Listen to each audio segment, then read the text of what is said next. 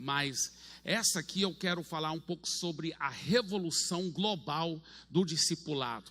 E antes de terminar essa primeira palavra, eu vou estar dando algumas estatísticas, alguns números do que está acontecendo ao redor do mundo. É impressionante o que está acontecendo ao redor do mundo. Existe uma verdadeira revolução acontecendo ao redor do mundo. Uns 2 anos atrás, eu e minha esposa viajamos. Em um mês, eu acho que foi o mês de maio de 2015.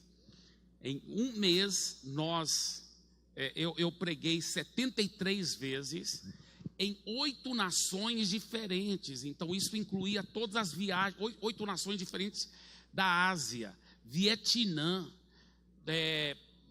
Mongólia, China comunista, Indonésia, Mianmar, e assim por diante, 8 nações. E eram tantos pastores e líderes. É um avivamento tão grande que está acontecendo ao redor do mundo. A Indonésia é o maior país muçulmano do mundo, mas o evangelho lá está crescendo tão rápido que o governo nem dá as estatísticas oficiais mais, só dá as antigas, para os muçulmanos não ficarem com raiva, porque os evangélicos estão crescendo tão rápido, tão rápido. Tem uma igreja de 30 mil membros colocando em prática os princípios do MDA, discipulando 1 a 1. É uma revolução que Deus está fazendo ao redor do mundo, ao redor do mundo. É lindo o que Deus está fazendo. E nós sabemos que, com certeza, isso é só o começo. Bem, eu não sei, né, nós estávamos até conversando aqui no carro, né? Porque para os mais antigos, isso aqui é uma gíria um pouco mais antiga, né? Até porque é antigo, mas quem foi o cara na Bíblia, primeiro cara na Bíblia para usar gíria, você sabe? Foi o Noé, que ele disse: entra aí, bicho.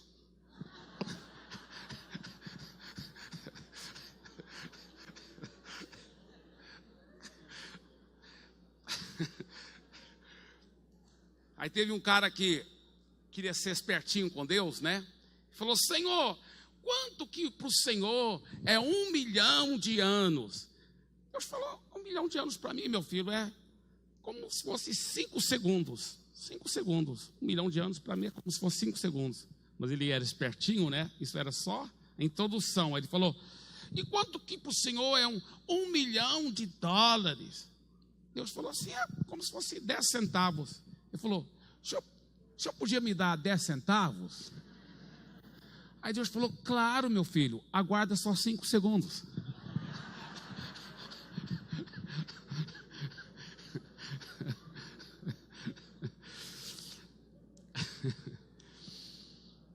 Abra sua Bíblia, por favor, em 2 Timóteo, capítulo 2, versículo 2. É um versículo muito famoso sobre discipulado, né? Tuti, tutu. Assim que fala em inglês, mais ou menos. Porque tu é 2, né? E ti é curto para Timóteo. Então, tuti, tutu. 2 Timóteo 2:2. Tuti, tutu. E o que de minha parte, através de muitas testemunhas, isso mesmo transmite a homens fiéis e também idôneos para instruir a outros. Qual é o plano de Deus? O plano de Deus é que realmente o seu povo não só cuide bem dos novos convertidos, mas que haja um discipulado profundo, com propósito, que gera líderes poderosos. E no caso aqui, Paulo disse: eu te discipulei tão profundamente, Timóteo. Agora você também deve escolher, não é qualquer um não. Você tem que investir a sua vida, não é naqueles relaxados, não é naqueles que não querem nada. O discipulado profundo não é com aqueles não. Um coração de pastor, a gente não perde nenhum, a gente vai atrás, ama todos, mas o discipulado profundo é para os homens fiéis e idôneos, capacitados, aquelas pessoas que realmente vale a pena você investir muito tempo, porque quem tem fidelidade, Quem tem, mais lhe será dado. Quem não tem, até o que ele tem será tirado. Então, se a pessoa não for muito fiel, então aquele discipulador talvez não vai continuar discipulando, vai ter que ser passado para outro discipulador. Porque quanto mais você vai crescendo, você deve investir no discipulado profundo para gerar lideranças. Discipulado com propósito. Quantos cristãos até discipula outro, mas é um discipulado só de manutenção, só para manter o cara fiel na igreja e não desviando. É um discipulado só de bombeiro, para apagar incêndio e resolver problemas. Mas existe um discipulado profundo, um discipulado onde você vai gerar grandes líderes. E Paulo disse: olha, Timóteo, eu quero que você invista, assim como eu investi em você, em homens fiéis, homens idôneos, capacitados, que vão, por sua vez, investir em outros. Então você vê aí, só nesse versículo, 4 gerações de discípulos: Paulo, Timóteo, os homens fiéis e idôneos e os outros, que ele diz. É impressionante. Agora, eu tenho uma compaixão de cristãos que não mergulharam no discipulado, às vezes nem conhecem a fundo. Às vezes eu vejo pastores frustrados, né? Eu viajo muito, vejo pastores frustrados. Por que eu não consigo levantar mais líderes? Às vezes a gente vê um irmão tão dedicado, vamos supor, um odontólogo, um dentista, membro da igreja, parece tão fiel, tão uma bênção, mas ele não quer se envolver em liderança de célula, ganhar vidas, cuidar bem delas. Ele fala: não, pastor, estou muito ocupado. Ou aquela irmã que até chora na adoração, mas ela diz: não, eu realmente não posso. E muitas vezes o que aquela pessoa está com vergonha de dizer é que ela não está conseguindo vencer algum pecado. Talvez aquele irmão parece tão dedicado, mas em vez em quando ele está escorregando, entrando na internet, vendo coisas que não deve, ele pede perdão a Deus, e Deus o perdoa, mas ele sabe que alguma coisa não está certa, e ele tem razão, não está certo mesmo. A vida cristã não é para ser uma vida derrotada desse jeito. Ela também, ela sabe que ela não estaria pronta ainda para liderar, porque ela não é exemplo quando está só ela e a família, porque muitas vezes ela perde totalmente o controle e grita em casa, e ela sabe que ela não está sendo um cristão exemplar. Ela vai para o céu quando ela morrer? Vai, porque ela continua seguindo Jesus, ela pede perdão a Deus, mas Deus quer muito mais do que isso. Deus quer que ela aprenda a trazer o céu aqui para a terra. Deus quer que ela se torne uma pessoa. O que está faltando? O que está faltando para essas pessoas? Entra ano, sai ano e continua os mesmos pecados. Às vezes aquele casal que brigava 20 anos atrás ainda está brigando do mesmo jeito. Ainda está brigando do mesmo jeito. Às vezes até na ida para o culto, está dirigindo.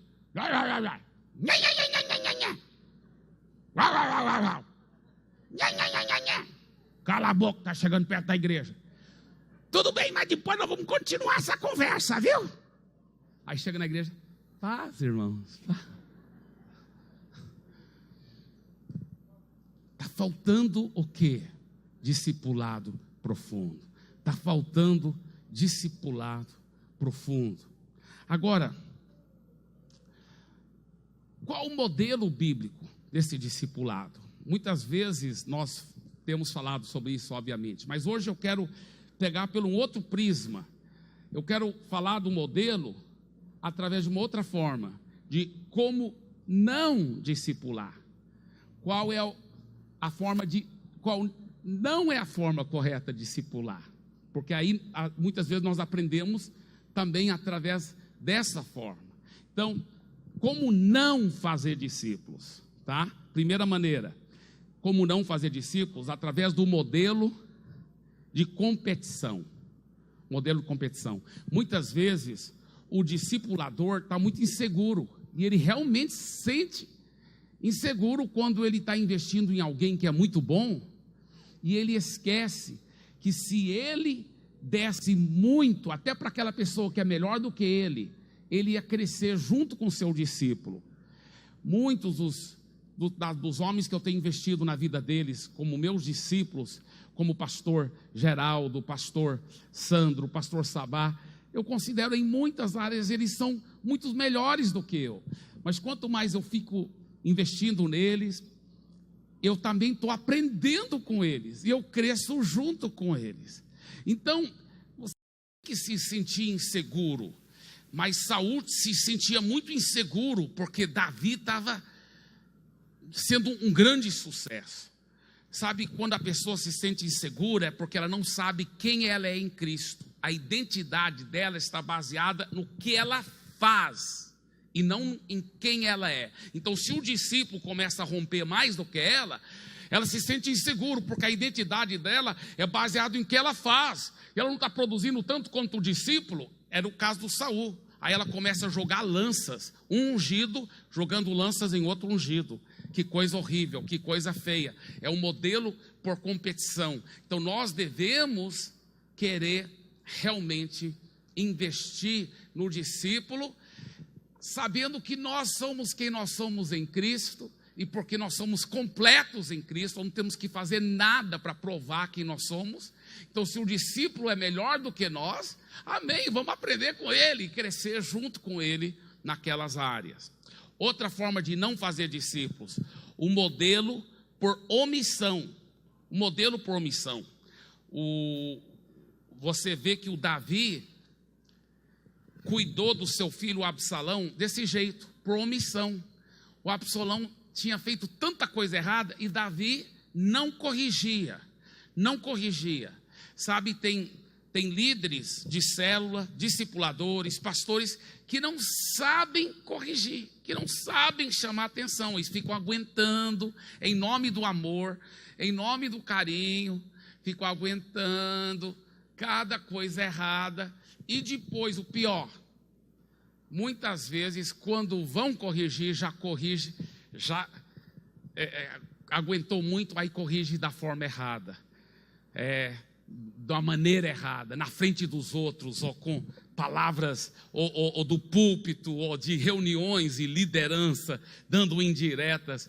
Ai, que coisa feia. A Bíblia diz, lá em Timóteo, abra sua Bíblia lá, por favor, em Timóteo, 2 Timóteo, capítulo 2, versículo 25. 2 Timóteo, capítulo 2, versículo 25. Ele diz: disciplinando com mansidão os que se opõem. Então, primeira coisa, você tem que corrigir. Disciplinar quer dizer corrigir. Isso faz, a palavra disciplinar e discípulo são da mesma raiz. Você tem que corrigir. Se você for ser um bom discipulador, você tem que ter coragem de corrigir. Eu lembro quando era pastor, começando lá em Santarém, e eu era solteiro, bem jovenzinho, e tinha um empresário muito importante, mas ele pisava na bola. Ele às vezes falava contra mim, atrás das minhas costas, etc.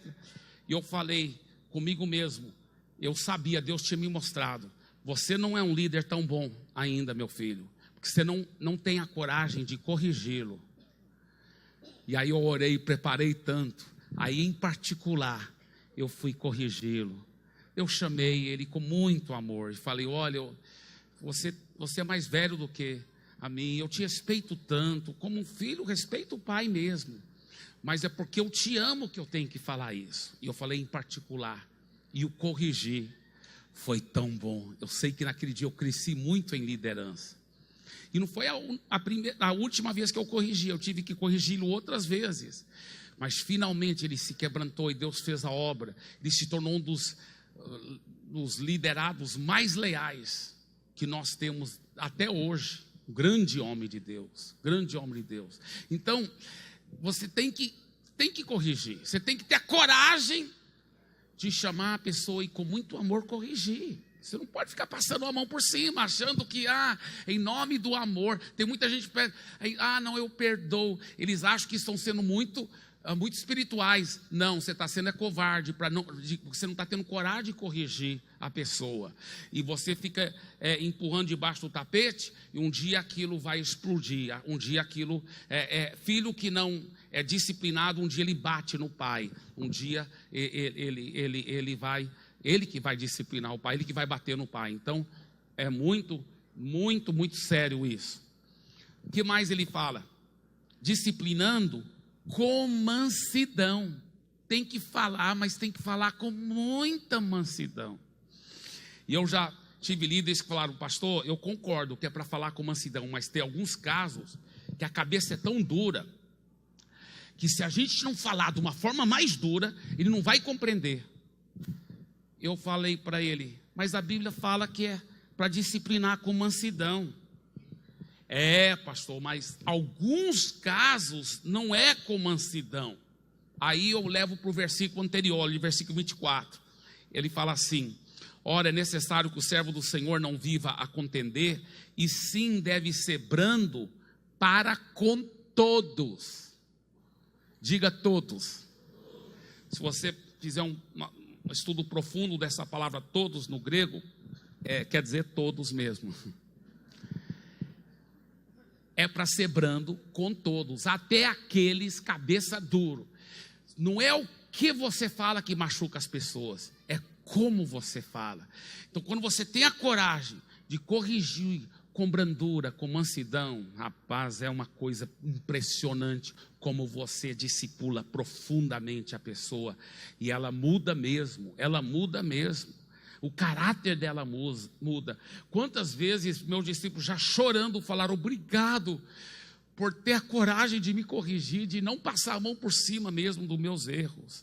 Então isso é muito, muito importante. Mas ele não fala só para corrigir, não fala só para corrigir com muito amor, com mansidão, mas ele fala na expectativa que Deus vai conceder o arrependimento e o retorno à sensatez. Então, também é para corrigir com fé, porque eu lembro eu falando para Deus, tudo bem, eu vou lá chamar a atenção daquela pessoa, em particular, vou fazer com muito amor, mas eu sei que não vai adiantar, porque ele é muito cabeça dura. Aí Deus falou para mim, você está errado, se você for corrigir assim, com esse pensamento, você está errado, porque a Bíblia manda que toda vez que você for corrigir, você tem que ter fé que ele vai mudar, que vai dar certo, que ele vai se corrigir. Isso que é a forma correta de fazer. Muito bem. Outra forma de não fazer discípulo, nós falamos, não é para fazer por modelo de competição, não é para fazer por modelo de omissão, e nem é para fazer pelo modelo por precipitação. Diga precipitação. Primeira coisa, nessa precipitação, eu divido essa em duas formas. Primeira é quando a pessoa chega à conclusão em precipitação negativa. Foi o caso do grande apóstolo Pedro, apóstolo João e o apóstolo Tiago. Imagina as colunas na igreja primitiva. Mas o que acontece? Quando pelo menos Pedro e João, porque depois o Tiago foi decapitado, mas Pedro e João estavam lá, e chegou esse novo convertido, Saulo, que era um fenômeno, só que ninguém acreditava que ele fosse realmente discípulo, mas o Barnabé acreditou nele, mas o Pedro e João não acreditaram nele. Já pensou de uma coisa? Quantas vezes você vê um novo convertido problemático, e em vez de ver o potencial que ele tem, você chega a uma conclusão precipitada, negativa acerca daquela pessoa. Como eles chegaram. Imagina depois Pedro mesmo escreveu no livro de Pedro, né? Na epístola de Pedro, ele falou assim, olha, Paulo escreve coisas profundas. Aparentemente Pedro agora estava aprendendo muito com Paulo. Pedro deve ter arrependido tanto. Poxa, era para eu ter feito como o Barnabé fez, investido na vida desse novo convertido. Ele tinha tanto potencial, mas não, Pedro o descartou. Agora, muitas vezes, escuta bem, quando a pessoa é vítima de uma conclusão precipitada negativa, como foi Saulo, né? Talvez você foi também. Talvez quando você ainda não estava totalmente maduro, alguém te julgou, te descartou precipitadamente. Mas você tem que ter muito cuidado, sabe por quê? Porque se você foi vítima disso, a tendência é você depois fazer a mesma coisa com os outros. Saulo, que depois se tornou o grande apóstolo Paulo, foi vítima disso, mas depois ele fez a mesma coisa com João Marcos, não acreditando no potencial de João Marcos, não deixando mais João Marcos viajar com eles, e Barnabé, mais uma vez, apostou em João Marcos, e João Marcos se tornou um dos maiores homens de Deus da igreja primitiva. Ele escreveu o Evangelho segundo São Marcos, e o próprio Paulo depois elogia tanto João Marcos, mas quem investiu nele foi Barnabé, porque Saulo, apóstolo Paulo agora, o grande apóstolo Paulo, havia o descartado. Então tenha muito cuidado com isso. Outro erro, ainda nesse mesmo número 3 aqui, o modelo por precipitação, é a conclusão precipitada positiva. A Bíblia fala, não imponhais as mãos precipitadamente, para que aquele neófito, aquele novo convertido, não se torne soberbo. Eu já vi pessoas que pegam alguém que é cheio de potencial, ele é mesmo, mas começa a encher aquela pessoa de cargos antes dele estar pronto. Então é uma precipitação positiva, que também não é sadia para um novo convertido, para o crente. Quarto modelo de não fazer discípulos, o modelo da imposição. Se você não quiser abrir a Bíblia lá só por causa do tempo, só anota aí, 3ª Epístola de João, versículos 9 a 11, só tem um capítulo, né? 3ª Epístola de João, é o 3º Joãozinho, lá no final, versículos 9 a 11, tá? Olha que o apóstolo João disse, o grande apóstolo João, o apóstolo do amor, escrevi à igreja, ele tinha escrito para a igreja lá, mas Diótrefes era um dos líderes da igreja, que gosta muito de ser o mais importante entre eles, não nos recebe. Olha que coisa, o grande apóstolo João não era recebido por esse quase que eu chamo um nome assim, tipo esse ignorante, mas que coisa, que cabeça dura, já imagina um cara que se acha tão bom, tão importante, que não queria receber o apóstolo João. É muito triste, mas hoje em dia, em vez em quando, levantam um que fica tudo graúdo, tudo orgulhoso, se acha que ele é o melhor. Eu lembro anos atrás, lá em Santarém, um cara começou a multiplicar muitas células, e subiu para a cabeça dele, e ele começou, sem a gente saber, minar por detrás. Ele ainda liderando muito das nossas células, ele era um cara novo na igreja, liderando muitas células, mas subiu para a cabeça dele, e sem a gente saber, ele começou a arquitetar, começar uma igreja com aquelas células, e eu não sabia disso. De repente ele ficou doente com câncer, e a gente aplicando fé para ele ficar bom, ele não ficava bom, aí ele já estava morrendo, aí ele me chamou, bem antes dele morrer, ele confessou, e pedi perdão, e eu liberei perdão, e mostrei amor e carinho. Eu nem sabia, eu amei, perdoei. E já que a gente não pode orar para os santos, né? Meu irmão Lucas é um santo e está lá no céu. Eu mandei um recado, falei, olha, diga para o meu irmão que estamos trabalhando muito aqui, estamos continuando a obra, uma bênção. Já mandei uns 2 recados para ele. Meu tio também, que estava morrendo, falou comigo no telefone, lá dos Estados Unidos. Ei, já estou indo para a glória. Eu falei, fala para o meu irmão lá e tal. Já mandei recado também. Pronto. Aí, então, e ele foi para o céu. Mas ele foi para o céu, ele arrependeu, foi para o céu. Mas ele caiu no pecado de Diótrefes, esse modelo de imposição, se achar alguém. Olha só que João diz: portanto, se eu for, chamarei a atenção dele para o que está fazendo com suas palavras maldosas contra nós. Não satisfeito com isso, ele se recusa a receber os irmãos, olha só, impede os que desejam recebê-los e os expulsa da igreja. Aí olha o que o apóstolo João diz: amado, não imite o que é mal. Então ele chama essas ações desse irmão, Diótrefes, de mal. Não imite o que é mal, mas sim o que é bom. Aquele que faz o bem é de Deus. Aquele que faz o mal não viu a Deus. Esse Diótrefes não era um autêntico seguidor de Jesus. E todo mundo achava que ele era um grande líder. E ele também se achava um grande líder. Tem muita gente que se diz convertido, que até se diz grande líder, mas nem convertido não é, porque é mal no coração. Ele impõe as coisas, ele impõe, ele tem esse espíritozinho do Hitler dentro dele, de impor as coisas. Isso é muito, muito errado, gente. Pessoas que querem dar uma do Espírito Santo na vida dos outros. Não foi aqui no Paraná não, viu? Mas numa certa igreja que estava na visão do MDA lá, o cara está me falando: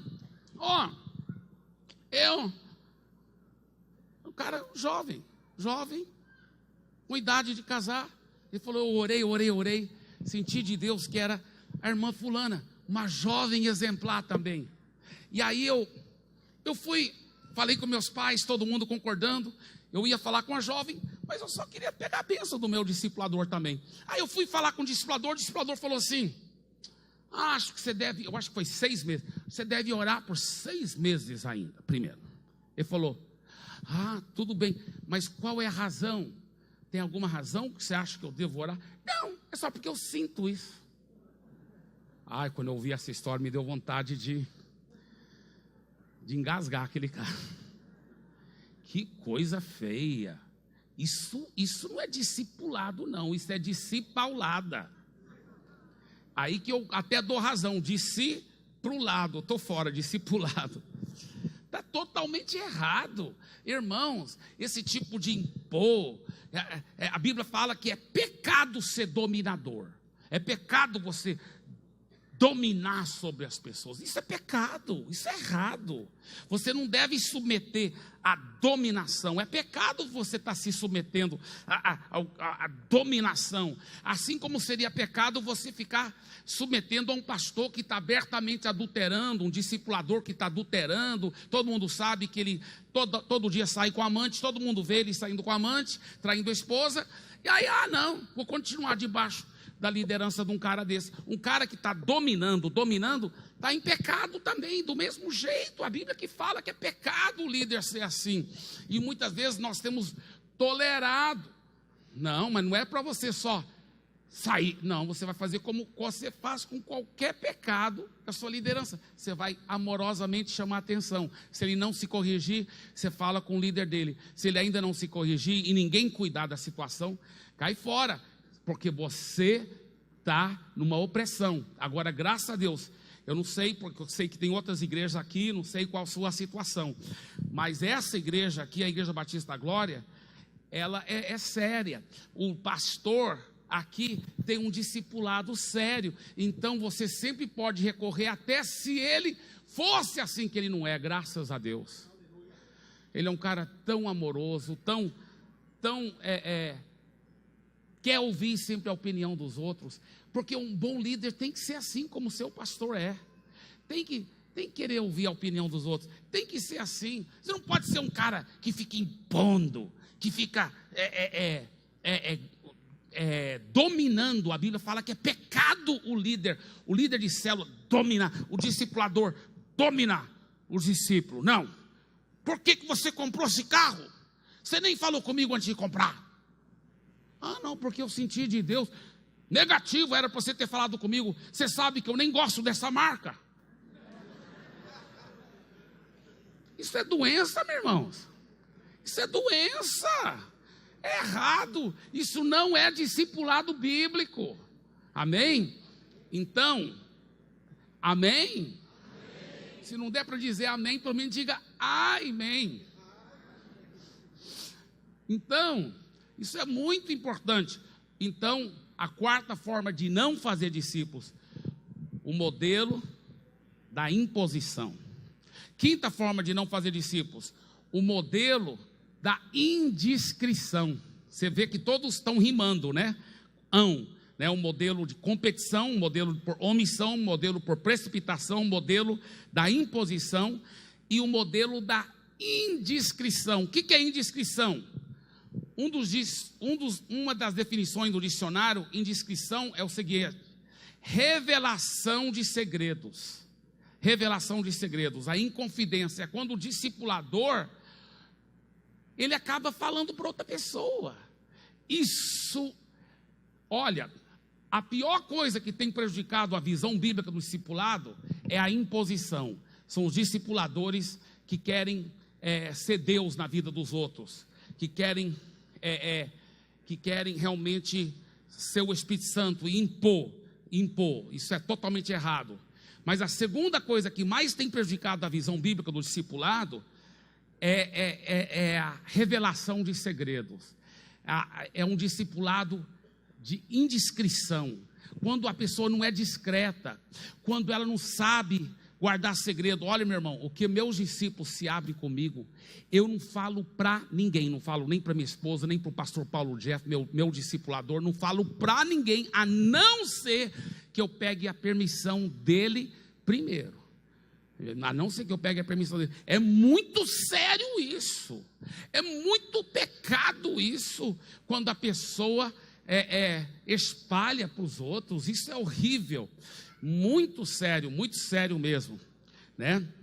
E por isso que eu acredito muito no discipulado 1 a 1, né? Porque o discipulado em grupo é difícil você ser intencional e trabalhar com aquela uma pessoa, porque está em grupo.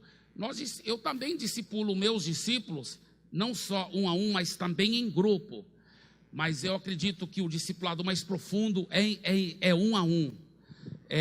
Eu sempre gosto de dar o exemplo que se eu pegasse várias garrafas vamos supor, aquelas de Coca-Cola assim, de 2 litros, de vidro, e eu coloco elas aqui em grupo, e eu estou com uma mangueira, preciso encher essas garrafas de água, elas estão vazias, preciso encher de água.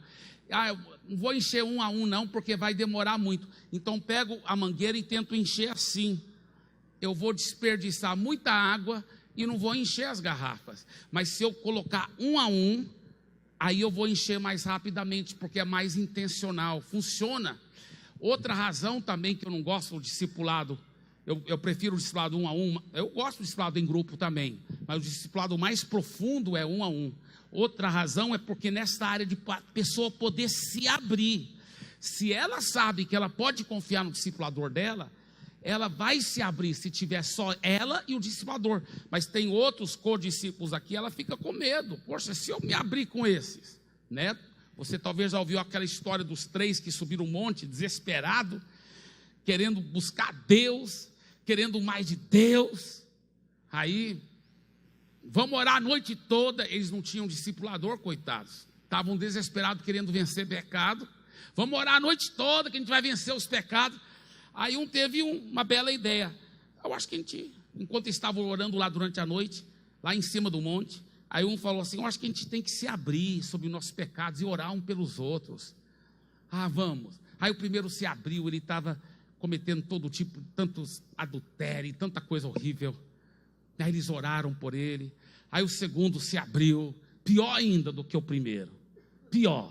Aí oraram por ele. Aí o terceiro estava calado. Vamos lá, irmão, agora é sua vez. Não, irmão, agora você tem que fazer. Qual é o seu pecado? Ele falou: vou ser bem honesto com vocês. Esses pecados que vocês falaram, eu não tenho nenhum deles. Mas eu considero o meu pecado até pior do que... Mas qual é o seu pecado? Não, é porque eu não consigo guardar segredo nunca. Nunca consigo guardar. Eu prometo que eu vou, aí eu acabo sempre falando para as pessoas.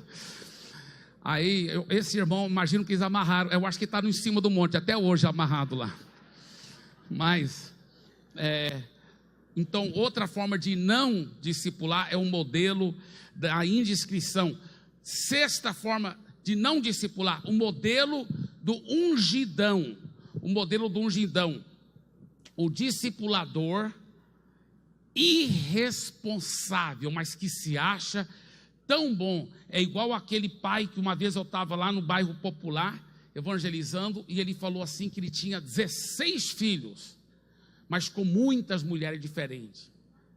Ele nem sabia, eu acho, onde estavam os filhos dele, tudo espalhado. Ele era um cara bem novinho ainda. A irresponsabilidade, a pessoa vai aceitando discipular muita gente, aí não cuida de nenhum bem, cuida deles mal e porcamente. Então isso é muito, muito errado. O Davi, uma das razões que o Davi talvez não cuidou bem do Absalão, é porque o Davi tinha filhos mais. Davi tinha 19 filhos, além de uma filha, e tudo indica que ele tinha ainda muitos outros filhos com as concubinas também. Então, por quê? Porque era um símbolo de status naquela época, o rei ter muitos filhos. E hoje também é um símbolo de status às vezes. Alguém chega e fala assim, ó, não conheço mais ninguém na igreja aqui que daria para me discipular, só você mesmo. Se você não me discipular, não sei o que eu vou fazer. Ah, tá, então é o salvador da pátria. Aí vai aceitando. Aí você não cuida de ninguém bem. Por isso que não pode ter. Sabe quantos discípulos eu tenho um compromisso semanal? Eu só tenho três, que é o pastor Geraldo, o pastor Sandro e o pastor Sabá. É só esses três que eu tenho, mas eu tenho compromisso semanal mesmo. Posso estar na Índia e eles podem estar na China, e a gente tem esse discipulado toda semana, se por nada mais pelo WhatsApp. Eu cobro deles. Você não mandou áudio ainda, manda prestação de conta. Tem que, para mim, toda semana um discipulado profundo. Às vezes eu estou morando em São Paulo agora, fico 2 horas talvez ou mais, se for somar tudo naquela semana, com o pastor Sandro no telefone. Discipulado profundo que faz a diferença. Mas para poder ter discipulado profundo, você não pode ter muitos discípulos, você tem que ter poucos. Isso tem sido um novo paradigma, inclusive, tem mudado muito a qualidade do discípulo. Sabe por quê? No começo, lá em Santarém, quando Deus primeiro nos deu a visão do MDA, eu acreditava isso muito, e eu ensinava isso muito, e eu praticava, mas aos poucos eu relaxei, eu falhei, eu comecei a aceitar discipular muita gente, aí meus discípulos também começaram a cair nesse mesmo erro, aí virou um angu, e aí a qualidade do discipulado caiu muito. Então foi um erro que nós fizemos. Então eu corrigi esse erro, e então dentro da nossa igreja eu falo, olha, tem outros pastores lá que eu discipulo também. Eu falei, mas eu sou um dos seus discipuladores. Eu não sou aquele do compromisso semanal. Você tem que ter um outro que vai ter um compromisso semanal com você. Você pode ter 2 discipuladores, não é errado. Mas o compromisso semanal mesmo, eu tenho esses 3. E com eles eu sou muito fiel. E com o pastor Paulo Jeff também, que é o meu discipulador, sou muito fiel toda semana. E a única exceção é se um dos 2 estiver doente ou se estiver de férias. É a única exceção mesmo. Porque pode estar viajando, pode estar qualquer coisa, eu estou levando muito a sério. E um discipulado gostoso, rapaz. Eu comecei realmente a colocar isso em prática faz pouco tempo. Porque eu aproveitei quando eu mudei para São Paulo, falei, vou mudar muita coisa agora. E coloquei em prática, e está funcionando tão maravilhosamente. É tão bom. Mas eu tenho visto que muitos no MDA falharam, e eu assumo a culpa, eu que fui errado, porque eu me permiti ter muito discípulo, e aí meus discípulos também começaram a ter muitos discípulos, e aí todos nós erramos, nós fomos mau exemplo, e aí quando você tem muitos, você acaba não discipulando tão profundamente como você deve, investindo tanto tempo como você deve. Eu, por exemplo, com o pastor Sabá lá em São Paulo, além de tantas reuniões que nós estamos juntos, tantas, eu tenho 2 horas separadas, onde eu e minha esposa reunimos com ele e a esposa para discipulado profundo, toda semana, 2 horas. Isso é além de tantas outras reuniões e tantos WhatsApp, e tantas mensagens, toda hora, um discipulado muito profundo, Mas aí a coisa arrebenta, aí a coisa funciona, aí existe transformação mesmo no caráter, no casamento, existe transformação nos frutos, no ministério, existe uma mudança mesmo. Então isso é um novo paradigma que está nos revolucionando, está nos mudando, e na realidade eu confesso, é um paradigma, é um novo paradigma para nós agora, mas na realidade nós só estamos voltando para nossas raízes, porque lá atrás, quando começou a visão do MDA, foi o que Deus tinha me mostrado, e naquela época eu praticava e era cri-cri, e a coisa arrebentou. Eu até considero que num certo sentido, nós estamos crescendo muito ainda pelos frutos daquela época. Por isso que eu estou tão animado voltando para nossas raízes, porque eu vejo que vai ter outro nível de qualidade. Aleluia. O discipulado traz cura. Você já sabe muito essas histórias do discipulado, eu não preciso falar com você, você já sabe meu testemunho, vocês sabem que eu era um cristão, um líder, mas doente, e doente espiritualmente, porque eu realmente confessava o meu pecado para Deus, mas eu não vomitava tudo diante de outra pessoa. E eu ainda como pastor solteiro, eu aprendi a ser transparente, totalmente transparente com meu líder, na época que era o pastor Lucas, e eu aprendi, mas ser transparente totalmente mesmo, totalmente, e não só ser transparente sobre meus pecados, até sobre as tentações. Não é pecado ser tentado, mas você confessa a tentação para o seu discipulador. Na hora que você está confessando, você começa a sentir um nojo daquele pecado, e você confessa a tentação para nem precisar de confessar o pecado, que você não vai cair mais naquele pecado, entendeu? Então então o discipulado não é só para nossa cura, é para nos proteger, para a gente não cair no pecado, para ficar longe do pecado. Então é muito gostoso viver assim, em santidade, é muito gostoso.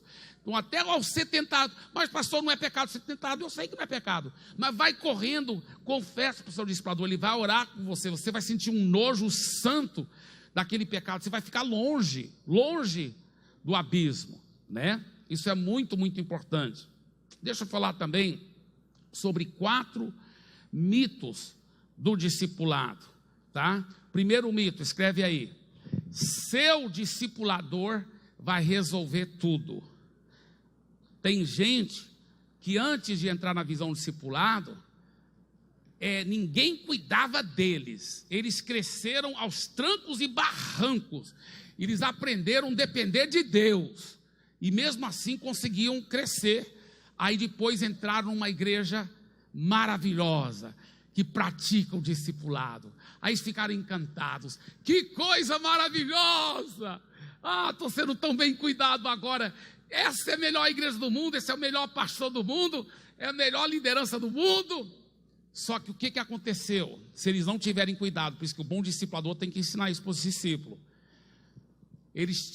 se não tiver cuidado, a tendência às vezes é tirar os olhos de Jesus e colocar no discipulador, no pastor, porque ele nunca foi cuidado desse jeito antes, então ele tinha que só depender de Deus, mas agora está todo mundo cuidando bem dele. Por isso que eu falo, quando funciona como deve, o MDA pode se tornar seu maior inimigo, se ele competir com a sua dependência em Deus, entendeu? Você nunca pode gerar, escuta bem o que eu vou dizer, você nunca pode gerar dependência no seu discipulador. O seu discipulador principal sempre tem que ser o Espírito Santo, sempre dependendo dele. Claro que você vai ser submisso, você vai ser obediente, você vai ser quebrantado, mas não é tirar os olhos de Jesus agora, meu discipulador é tudo, ele que vai cuidar de todas as áreas da minha vida. Não. Por isso que o bom discipulador, ele entende o seguinte, que um dos trabalhos principais que ele tem é de trabalhar com seu discípulo numa santa dependência em Deus, numa intimidade em Deus. Por isso que eles toda hora falam, irmão, não, você está dependendo muito de mim. Depende de Deus, querido. Como está seu tempo sozinho com Deus? Você está buscando muito a Deus? Ah, porque você é maravilhoso, meu discipulador, você é tudo. Não, Jesus que é tudo, cara. Você tem que... Você está tirando muito tempo com Deus? Não estou tirando muito tempo com Deus, mas eu estou muito tempo com você. Pois é, isso que é o seu erro. Isso que está seu erro. Você tem que tirar muito tempo com Deus, cara. Você tem que criar uma dependência em Deus. Então, o bom discipulador, ele não se deixa ser idolatrado, não se deixa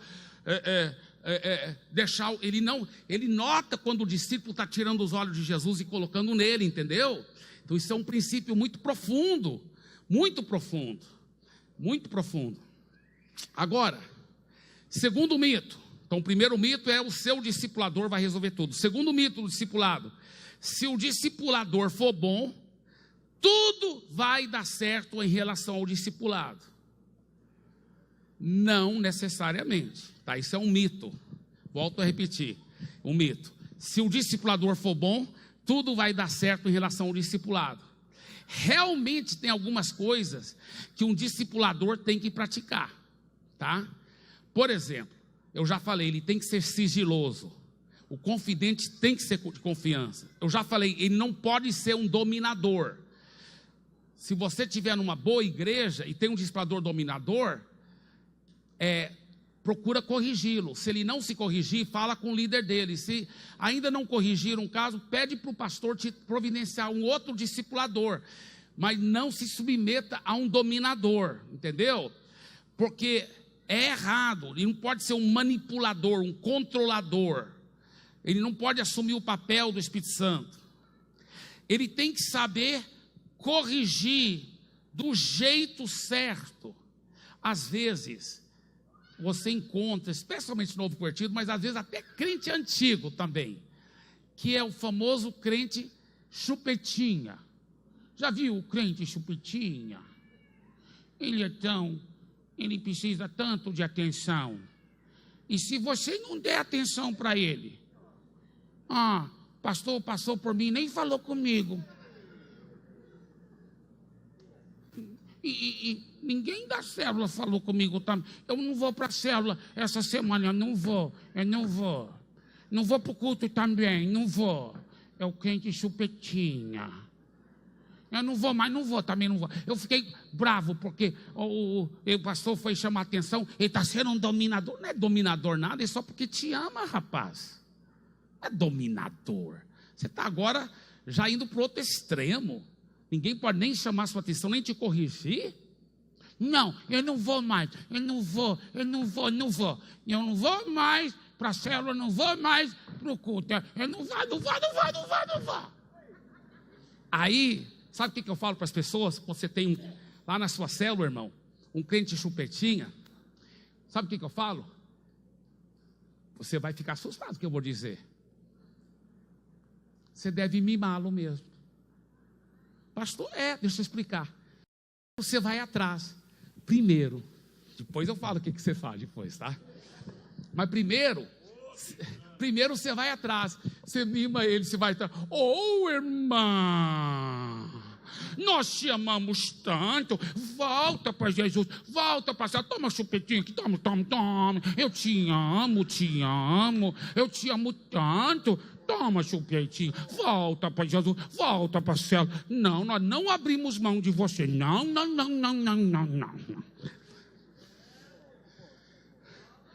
Aí ele volta tudo feliz.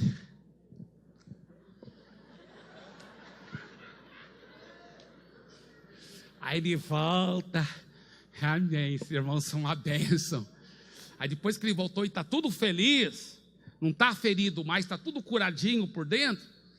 Aí você fala, agora, vamos conversar um pouquinho. Senta aqui.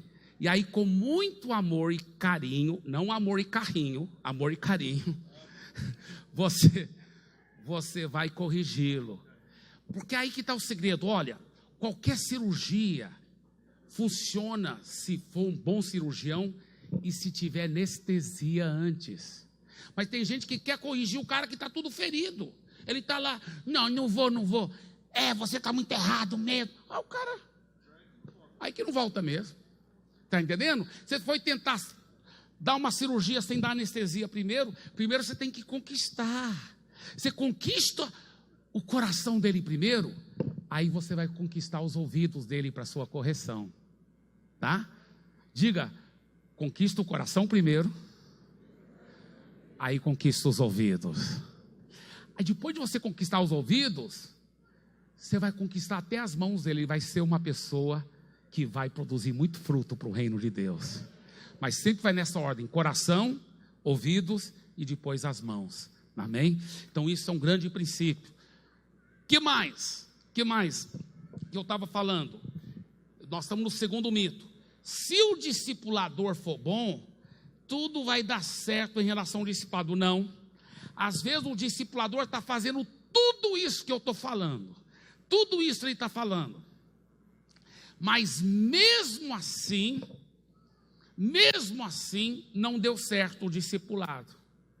Mesmo assim. Deixa eu só falar uma coisa. Desse lado do céu, você nunca vai encontrar um discipulador 100% perfeito. Você não vai. Não existe. Só Jesus mesmo. Então, para de ficar vendo defeito no seu líder. Para de ficar vendo defeito no seu discipulador. Isso é uma tendência muito maligna que as pessoas têm. Especialmente, por isso que a Bíblia fala, o conhecimento ensoberbece. Interessante que a Bíblia fala que você deve ter muito conhecimento, você deve estudar muito. Mas a Bíblia fala, quanto mais você estuda, mais você tem que se humilhar. Mais você tem que ficar se quebrantando. Se humilhar é uma escolha que você faz. Você tem que escolher se humilhar. Você tem que escolher se humilhar, né? E se você quer aprender mais sobre humildade, compra aquele livro que eu agora escrevi sobre os 10 homens mais humildes da terra e como eu me tornei o número 1 e treinei os outros 9. Estou brincando, viu, irmão?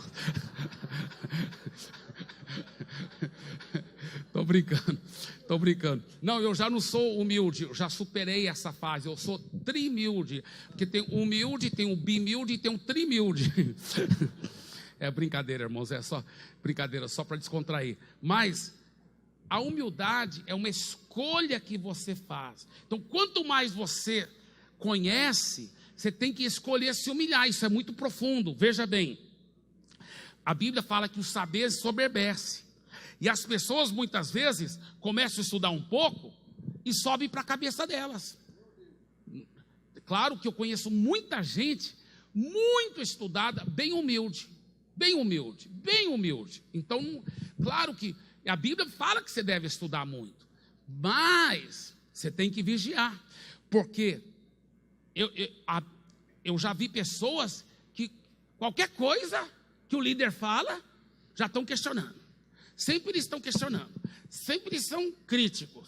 E tem até um intelectual brasileiro que falou uma frase assim: toda unanimidade é burra, né?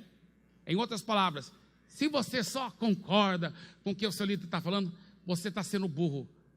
Isso aí, essa frase que esse intelectual brasileiro fez, é totalmente errada. Ela é errada, porque, veja bem, se você disser, eu concordo com essa frase, toda unanimidade é burra, então você está sendo unânime com a frase, então você está provando que você é burro. Já pensou? Não é verdade? Então, toda unanimidade, se toda unanimidade for burra, então a igreja primitiva era só um bando de burros, porque a Bíblia fala que eles estavam unânimes diante de Deus, em oração, e a igreja toda falava a mesma língua, todos pensavam igual, todos amavam igual, todos tinham a mesma alma e o mesmo coração. Então, não, meu irmão, é o contrário. Os inteligentes mesmo, que têm a sabedoria do alto, as pessoas sábias, elas sabem ceder, elas sabem ver o mundo pelos olhos do seu próximo, elas sabem ser unânime. Tem que ser muito sábio para ser humilde, quebrantado e ver o mundo pelos... Sabe, uma vez teve um hospício onde um cara que estava visitando o hospício, ele tinha muita prática com segurança, né? Ele tinha uma firma de segurança. Depois de visitar todo o hospício, ele chamou o diretor, falou: olha, é uma coisa muito séria que eu preciso te falar. O diretor falou: o que foi? Ele falou assim: olha, o senhor tem que colocar muito mais seguranças aqui nesse hospício. Tem muito pouca segurança. Aí o diretor falou: mas por que você diz isso? Ele falou: porque se esses loucos todos se unissem, eles dariam conta de sobrepor a pouca segurança que você tem aqui. Aí o diretor sorriu e falou assim: só que tem uma coisa, isso nunca vai acontecer. Aí o homem falou: por quê? Ele falou: porque os loucos nunca se unem. Os loucos nunca se unem. Isso é um fato. Quanto mais sábio é a pessoa, mais ela quer se unir, ela quer ter um pensamento unânime, ela quer andar debaixo da liderança do seu líder, do seu discipulador. Eu preguei uma vez uma mensagem: marche com o discipulador que Deus te deu. Não fica olhando, não fica vendo falhas nele, não fica vendo defeitos nele. Às vezes a falha não está nem, o seu discipulador está em você, está em você. Às vezes o discipulador pode até ser perfeito, mas é nós que temos que nos quebrantar, nós que temos que mudar, né? Deus discipulava Adão todo dia, não era nem uma vez por semana, era uma vez por dia, Deus. E mesmo assim não deu certo. Mas a falha não foi de Deus, a falha foi de Adão, o discípulo, né? Jesus discipulava Judas, não deu certo, mas não foi a falha de Jesus, foi do Judas. Então, muitas vezes o discipulador, só porque não deu certo, não quer dizer que a falha foi do discipulador. Então, nós temos que ser quebrantados. Às vezes a falha está em nós. Nós que temos que nos humilhar, procurar o discipulador, se humilhar, pedir ajuda. Mas ele nunca me procura. Mas você não é criança mais, você que tem que ir atrás dele, você que tem que procurá-lo, você que tem que fazer a coisa funcionar. Aí nem me pergunta se tem pecado. Você vai esperar? Você é uma criança que vai esperar seu discipulador perguntar se tem pecado escondido? Não, você que tem que ir atrás, falar: eu tenho que confessar, eu tenho que falar com você em particular, porque eu tenho que me abrir, eu tenho que vomitar aqui, vou confessar meus pecados, quero que você ore por mim, porque a Bíblia fala: confessai os vossos pecados uns aos outros e orai um pelos outros para ser curado. Eu vou confessar aqui, eu vou ajoelhar diante de Deus, você, meu discipulador, vai pôr sua mão na minha cabeça e eu vou ser curado. Pastor, mas eu conheço meu discipulador, nessas áreas que eu estou fraco, ele também é até pior do que eu. Peraí, o que diz lá em Tiago 5,16? Confessai os vossos pecados uns aos outros, e orai uns pelos outros, e se quem estiver orando for melhor do que você, aí você será curado, é isso que diz? Não, ele pode estar pior do que você, isso é problema dele, entre ele e o discipulador, mas você faz a sua parte, confessa, recebe oração e você vai ser curado, você vai ser curado, você vai ser curado, você vai ser curado. Está entendendo?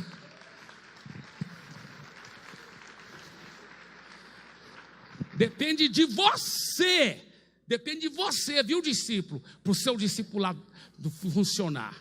Você pode ter o discipulador que for, mas se você for um bom discípulo, a coisa vai funcionar. Olha o Davi, era debaixo do Saul estava tentando matá-lo, Davi ficava se submetendo, e aí Deus honrou Davi. Então depende de você, isso é muito, muito importante. Agora,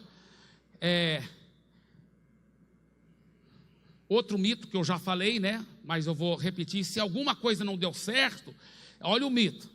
Então teve alguma falha no discipulador, né? Não necessariamente. Como eu já dei o exemplo de Adão e Judas Iscariote. O quarto mito: vai ser muito difícil. Eu já falei também esse. Vai ser muito difícil vencer em alguma área se o seu discipulador tiver com problemas naquela mesma área. É um mito. Não, senhor. Você faz a sua parte, Deus vai te curar e você vai ser curado do mesmo jeito. Muito bem. E agora, eu quero terminar falando só um pouquinho sobre o modelo de Jesus. O modelo de Jesus. Como que Jesus discipulava? Escuta bem. Número 1, tempo. Muito tempo. Jesus não brincou no discipulado. Ele investia muito tempo. Não é aquele tipo de discipulador, a nossa hora já terminou aqui, então eu já vou atender o outro, tchau e bênção. Não. Jesus investia muito tempo. Convivia com os discípulos. Muito amor, dando a vida por eles, lavando os pés deles. Também Jesus tinha muita fé neles. Ele acreditava muito neles. Ele falava para eles: olha, tudo que eu faço, vocês também vão fazer mais do que eu. Ele orava assim: Pai, eu não só peço por eles, eu peço pelas multidões que eles vão ganhar, por todos que vão crer através deles. Ele orava assim na frente deles. Ele acreditava muito neles. Aliás, deixa eu até abrir um parênteses aqui. Viu, pai? Viu, mãe? É importante você corrigir seu filho, mas se você só corrigir, você vai destruí-lo por dentro. Você tem que elogiar muito, você tem que encorajar muito, você tem que falar muitas palavras de fé. Isso é para o seu filho natural, e para o seu filho biológico, e para o seu filho espiritual. Tem que estar toda hora falando palavra de fé, palavra de coragem, que ele vai para frente. Ele vai ser. Esses dias eu estava falando com meus filhos: vocês vão ser muito usados ao redor do mundo, vocês vão ser muito usados por Deus, muito usados. É muito importante estar toda hora falando. Esses dias Deus me desafiou muito sobre isso. Eu estava corrigindo muito meus filhos. Deus falou assim: você tem que parar de corrigir tanto, você tem que começar só a falar palavra de fé para eles. Palavra de fé. Não é que não vai corrigir nunca, claro que corrige, mas tem que encorajar muito mais. Tem que encorajar muito mais. Isso é muito importante. Agora, qual foi a forma principal que Jesus discipulou seus discípulos? Olha aqui para mim, isso aqui é forte que eu vou dizer. Preste bem atenção. A forma principal que Jesus discipulou seus discípulos foi o modelo de vida que ele demonstrou para eles. Um modelo de homem de oração, de intimidade com o Pai, um homem de santidade, um homem de amor, de compaixão. Então, os discípulos acordavam de manhã bem cedo. Vai que ter Jesus. Ele já saiu de madrugada enquanto estava escuro, está lá orando. Poxa, mas antes de ontem ele orou a noite toda, e agora ele ainda levanta de manhã cedo, enquanto está escuro, toda hora buscando a intimidade com o Pai. E Jesus falou assim para os discípulos. Isso aqui é muito forte o que ele disse. Olha o que ele disse em João 17, versículo 7. Só anota aí, estuda depois em casa, é muito forte. Olha o que Jesus disse para o Pai na oração sacerdotal. Ele orando para o Pai na frente dos discípulos, ele falou para o Pai: agora eles reconhecem que todas as coisas que me tens dado provém de ti. Olha, irmãos, preste atenção. Que oração fenomenal. Por que isso era importante? Por que isso era importante? Pai, agora sim, pela sua graça, eu tive sucesso como discipulador. Sabe por quê, Pai? Porque agora eles reconhecem, meus discípulos reconhecem, que tudo que eu tenho provém de ti. Por que isso é importante? Escuta bem. Enquanto seu discípulo achar que você está uma bênção, porque você é uma pessoa especial, porque aquela fulana teve uma visão com você, e teve aquela profecia que o pastor fulano de tal falou sobre você, então você é diferente. Tem discipulador que ele dá de entender para o discípulo: rapaz, para você chegar igual eu estou, você tem que ter as visões que eu tive, você tem que ter, eu sou um cara diferenciado. Não, sabe o que Jesus falava para os discípulos? Não, tudo que eu tenho, vocês podem ter, porque tudo que eu tenho não veio de mim, tudo que eu tenho veio do Pai. Ele falou: Pai, agora eles reconhecem que tudo que eu tenho, nada veio de mim. Eu acho que era uma grande tentação dos discípulos, porque todo o Talmidim, que eram os discípulos, a palavra para discípulos no hebraico era Talmidim. Todos os Talmidim, eles já sabiam, quando o rabino falava assim: venha, segue-me, que um dia ele ia ser igual ao rabino, ele ia ser igualzinho ao rabino. Então, só que para os discípulos, Jesus era diferenciado. Eu posso imaginar eles falando entre eles: rapaz, a gente nunca vai dar conta de ser igual a ele. Cara, ele é perfeito. Você já viu ele errar? Ele não erra. O cara é Deus. A gente nunca vai dar conta de ser igual a ele. Pensa bem. Aí eu posso imaginar o Pedro conversando aqui com o André, com o João. Rapaz, o outro dia até falei com a Maria. E eu perguntando para a Maria, e ela confirmou: você sabe que ela era virgem quando ele nasceu? Rapaz, o cara é filho de Deus mesmo, rapaz. Nós nunca vamos dar conta de ser igual a ele. Rapaz, o cara mesmo, quando ele era pequenininho, eu perguntei para a Maria, ela falou que ele era perfeito, mesmo pequenininho. Mesmo pequenininho. Claro, Jesus teve que aprender a andar, teve que aprender a usar o banheiro, mas pecar e nunca pecou, mesmo pequenininho. Sabe aquela natureza pecaminosa que o bebezinho tem, que o meninozinho tem, está com um brinquedo, outro quer pegar o brinquedo, e ele fala assim: dá um brinquedo. Não, não é meu. Jesus não era assim. Talvez estava brincando com o cavalinho dele aqui, o outro falava assim: me dá o cavalinho. Tá, pode ter.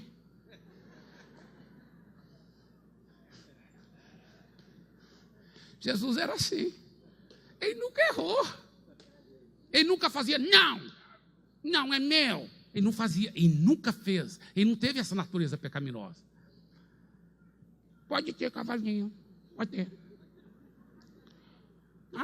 Quebrou a perna do cavalinho. Não tem problema, eu curo. Pronto. Aí eu que aumentei um pouco aí, velho.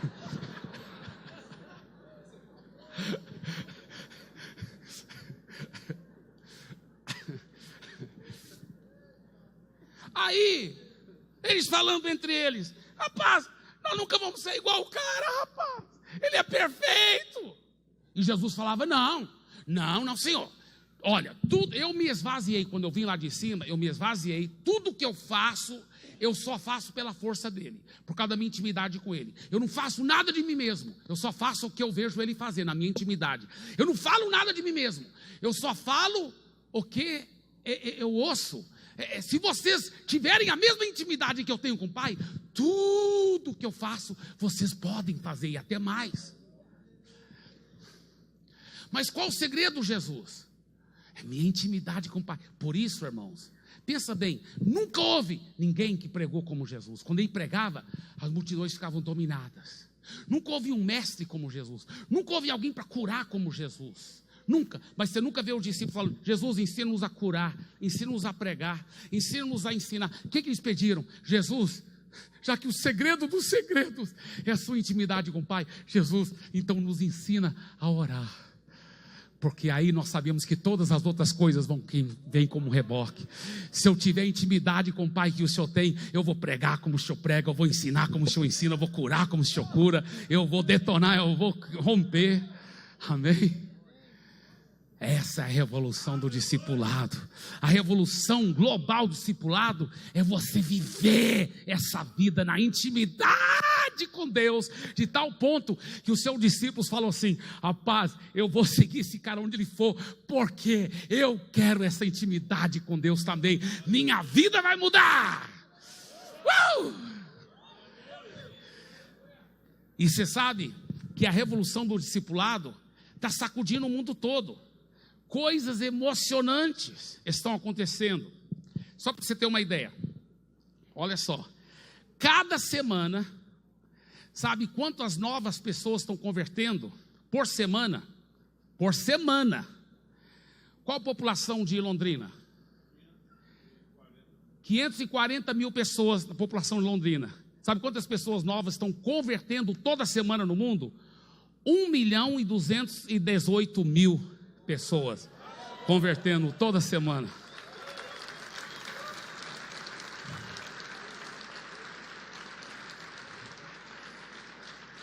Você sabia que tem mais gente viva agora, convertida, do que todos os convertidos que já morreram?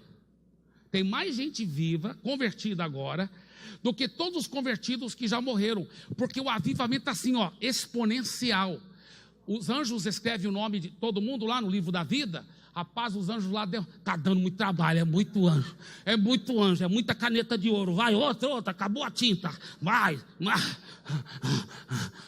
É muito nome toda hora. Glória a Deus. Olha para o seu vizinho e fala assim: você vai dar muito trabalho para esses anjos.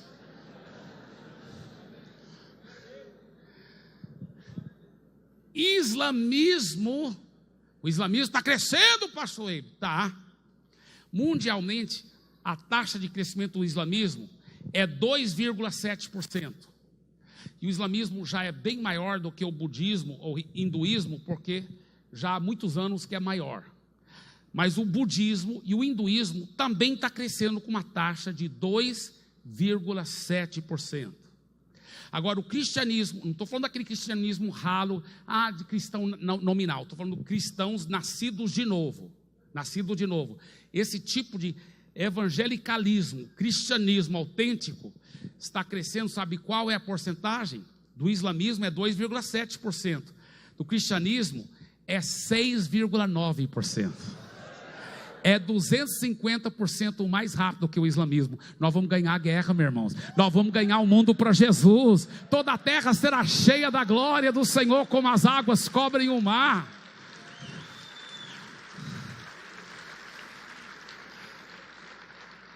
Toda semana, 3.500 novas igrejas estão sendo plantadas. Por dia, só na China, 35 mil pessoas estão convertendo. Na África, 25 mil. Na América do Sul, 25 mil. Isso já está acontecendo. E tem um detalhe muito importante: isto é só o começo. Amém? Dê para Jesus uma forte salva de palmas. Glória a Deus.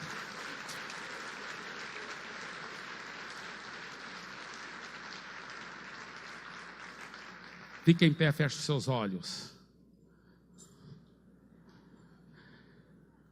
Por favor, repita essa oração comigo. Diga: Senhor Jesus, me ajude a mergulhar nessa revolução global do discipulado.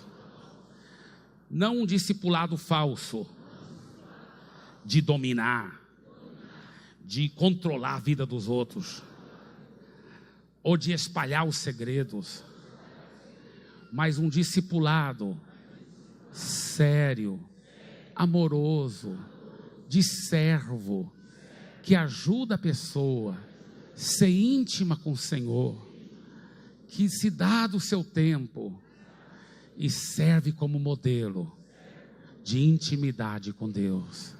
Obrigado, Senhor. Eu declaro, em nome de Jesus, eu faço parte dessa grande revolução, e isso é só o começo. Amém, e amém, e amém, amém. Dê para Jesus uma forte salva. Aleluia.